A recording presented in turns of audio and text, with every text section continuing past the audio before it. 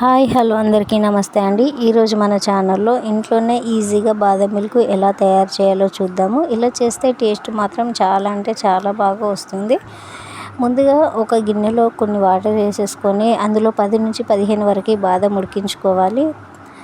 ఆలోపు మనం స్టవ్ పైన పాలు కూడా మరిగించుకుందాం. ఇలా ఉడికించుకున్న తర్వాత ఇందులో కొన్ని చల్లనీళ్ళు పోసేసుకొని ఇలా తీస్తే మనకి తొక్క చాలా ఈజీగా వచ్చేస్తుంది బాదం పొట్టు. అలాగే 4 నుంచి 5 వరకు ఇలాచీలని ఇలా దంచి పక్కన ఉంచేసుకోవాలి. ఇందాక పొట్టు తీసేసుకున్న బాదంని ఒక కప్పు మిల్క్ వేసేసుకొని బాగా మిక్సీ పట్టేయాలి.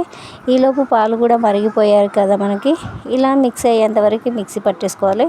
ఇలా మిక్సీ అయిన తర్వాత ఈ మిశ్రమాన్ని అంతా మరుగుతున్న పాలల్లో కలిపేసుకోవాలి. వేసేసుకొని బాగా కలిపేయాలి. లో ఫ్లేమ్లోనే చేసేయాలి ఈ ప్రాసెస్ అంతా. ఇలా చేసేసిన తర్వాత ఇందులో ఒక కప్పు షుగర్ని కూడా యాడ్ చేసేసుకోవాలి. అలాగే ఇందాక మనం దంచిపెట్టుకున్న ఇలాచీ పౌడర్ని కూడా యాడ్ చేసేసుకోవాలి.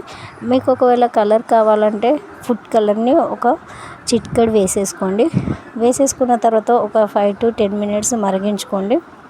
ఒకవేళ మీకు బాదం మిల్క్ చిక్కగా కావాలనుకుంటే కొంచెం కార్న్ఫ్లోర్ యాడ్ చేసేసుకోండి. నేను కార్న్ఫ్లోర్ ఏం యాడ్ చేయలేదు, ఇలానే చేసేసాను.